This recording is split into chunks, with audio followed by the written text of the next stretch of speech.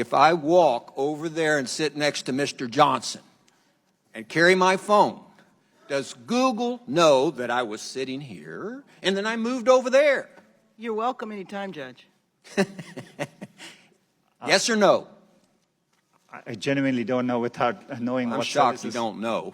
Do you or do you not collect identifiers like name, age, and address? Yes or no? If you're creating an account, yes, and using an account, yes. Yes.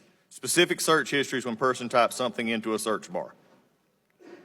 If you have search history turned on, yes. Device identifiers like IP address or IMEI. Depending on the situation, we could be collecting it, yes. GPS signals, Wi-Fi signals, Bluetooth beacons. You know, would depend on the specifics. But there may be situations, yes. GPS, yes. Yes, if you have And location. voice and conversations when using Google Voice products.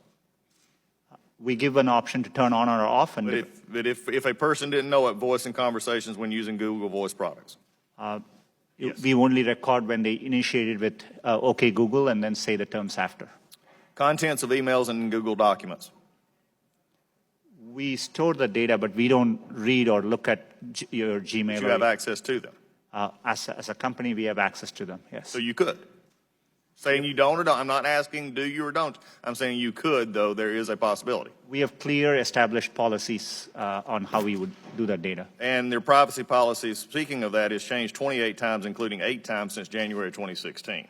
So I think the policies, and this is why I'm asking these questions. There are many things which we don't collect. For example, we don't collect, you could have a product like Google Home, we won't collect conversations unless you specifically ask us to. So you ask a question. And so we definitely are very careful and minimize the data we need to provide the service back to our users. Why, number one, does Google need all this information?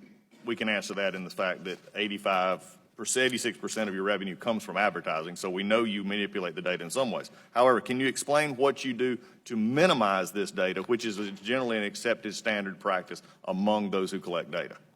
Our goal is, but we are providing, for example, if we are providing you a service like Gmail, which we have done for 15 years, that data, we need to store it for our users, so they expect us to.